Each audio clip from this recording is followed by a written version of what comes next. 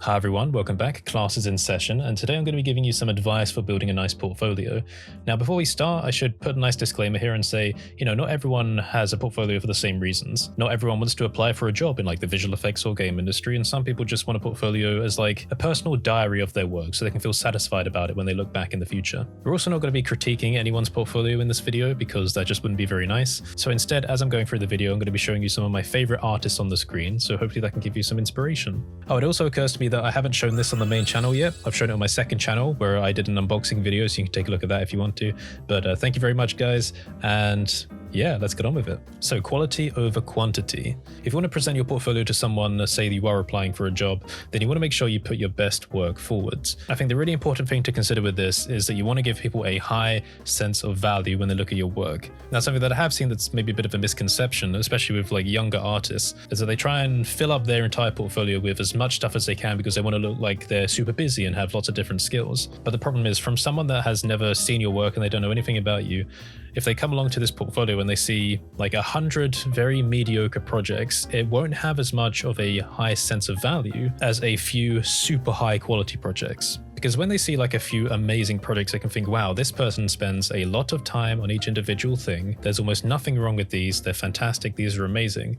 Gives them something to obsess about almost. But seeing like an ocean of mediocre and unfinished projects is kind of like, this person doesn't really know how to commit to things. They don't spend too much time on their work. None of it's particularly great. And it just feels like they aren't really learning over time. So quality over quantity. One thing to keep in mind with this is that sometimes it's fun to do different posts for like your different stages and experiments, like your work in progress, working towards a nice finished project. But for portfolios like ArtStation and stuff, it's better to keep it all under one post, where you have your main finished work and any alternate renders, and then your work in progress underneath, instead of having them as separate posts. Because then again, you can feel confident that each of your posts has a high sense of value. Everything is self-contained. So when someone clicks on it, they can have a nice experience looking down through your work, enjoying all the different steps you took, and seeing that, yeah, this person knows how to make a nice, well-rounded package. If you order a burger from like a fast food chain, insert one here, I'm not sponsored by any, and you find that all of your ingredients have been neatly laid out next to each other instead of actually, having a burger, you wouldn't feel very satisfied, would you? You'd be like, well, I could have gotten each of these ingredients individually. Like, there's nothing impressive about this. I want the full thing. So just think about it that way. Treat each of your posts as like a nice, complete burger, or insert your vegan alternative here. Also, if you don't feel comfortable with like a piece of work that you have in your portfolio, you don't have to show it. You don't have to show everything you've ever made. I think there might be some people that haven't quite come to that realization yet, so they'll move like their least favorite stuff to the bottom of the portfolio. I know that I do this sometimes. But one aspect to consider with quality over quantity is the primacy and recency effect of psychology, where people tend to remember the first things and the last things more often than the things that appear in the middle. So ideally, in that regard, it means that you want your best things to be at the front and at the back of your portfolio, and then have everything that's mediocre in between. Because you can imagine if someone's looking at your portfolio and you're applying for a job, they look at amazing stuff at the beginning, but then their experience gets progressively worse and worse and worse as they go down your portfolio, then that's not going to leave a very good impression. So less is more, quality over quantity, primacy and recency. Now, of course, we can look at that through the lens of applying for a job, but on a personal level, if you're looking back at your portfolio from the future, just having some really nice high-quality posts gives you a good sense of accomplishment. So I think it's a nice thing to keep in mind overall. You don't need to maximize the number of views for your portfolio.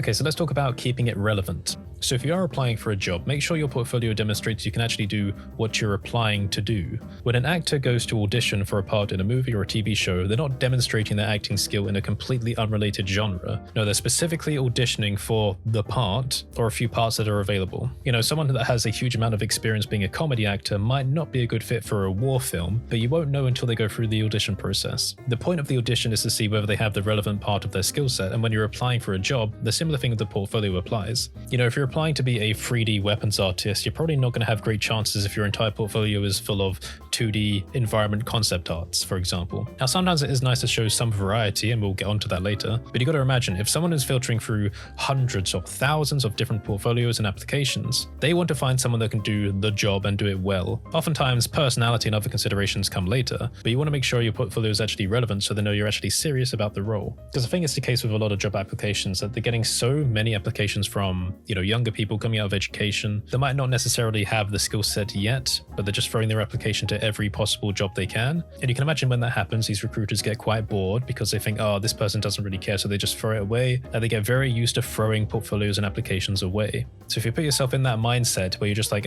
gone, it's like swiping people away on a dating app, you know? There are actual human beings behind that profile, behind that application. But if you're the recruiter and you have to deal with this so much, you lose your patience and you don't care. So you want to see that the portfolio is relevant. Now, we are going to get onto the caveats of that, because not every recruiter is like that and every job is different and workplaces have different cultures. But this is just a general rule of thumb for sending stuff to people. Make sure you're not wasting their time, I think is the key point here. But like I said, this is very subjective because it really depends who you're sending it to. Large companies can be quite notorious for not giving a shit about you. Again, depends on their recruiting culture, but smaller companies generally, from what I've come to understand, and again, disclaimers, generally have more time to care about who you are as a person. Small companies tend to fall more in the direction of hiring generalist type people who are more likely to take risks. Small companies need to take risks to grow, especially in a very competitive market like, visual effects and game development. So that's why I think you should do some research into the culture of the company that you're applying for. But I have seen that there are some recruiting cultures that are like, they don't want people that show independent thought. Where if you have any interest in anything else, then you're not a viable candidate to be hired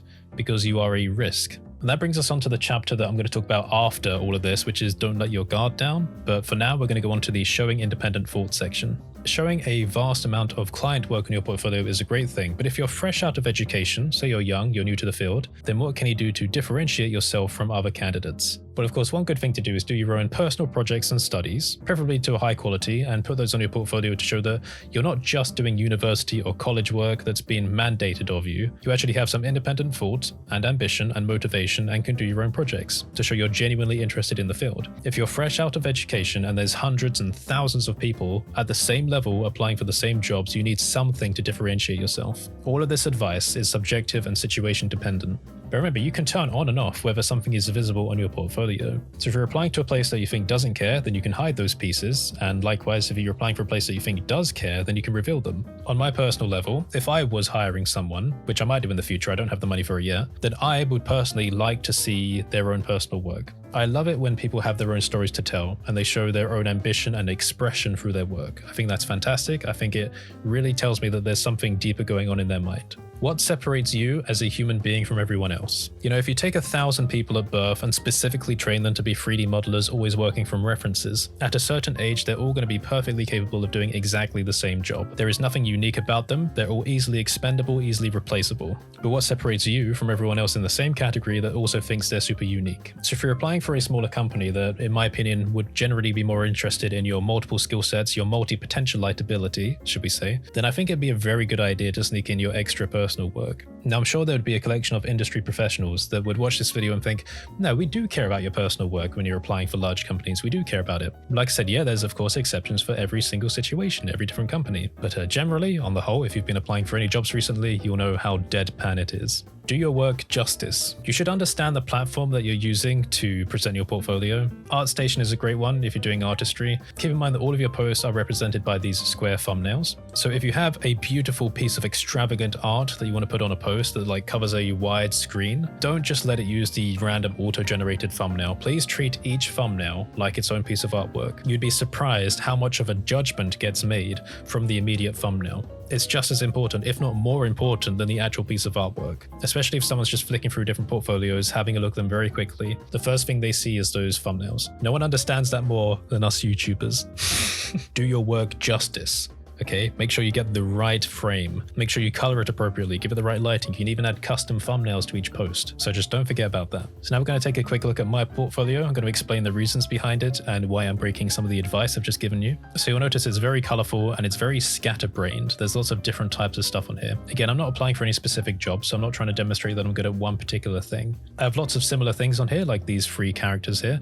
If I was trying to make things high quality overall, I might package these all into one post. Again, I have random experiments here from the Biogen add-on development, which I should probably package into one thing. But then again, I would think to myself, why would I want experiments on the portfolio anyway, if I was doing a high sense of value? There's a mix of character art and environment art and stuff like that. But for me, with my line of work, I'm a YouTuber and I make products. So my main goals are to build things, to educate people, to inspire people, and to entertain people. So the portfolio kind of represents those 4 values. I want to build things like the products and the add-ons, so that's why that's represented on this portfolio. I want to educate people. A lot of these come from tutorial videos, these pieces of artwork and these different demonstrations. I want to inspire people. That's why I have a nice variety of techniques and colors and styles. And I want to entertain people, which is why I've got stuff like this animated short on the portfolio. So on a personal level, this portfolio represents all the main things I want to do for my line of work. It's not a particularly great portfolio if I was applying for a job, but I think it represents like the amalgamation of my interests and my personality. So that's why it works for me. That's why it looks this way. But like I said, I have the issue going on here where as you get further back, the quality gets worse because it gets to some of my older work. And I've even hidden a lot of stuff from like way back in the past. So things generally get high quality at the top. Again, I'm breaking that rule of the primacy and recency.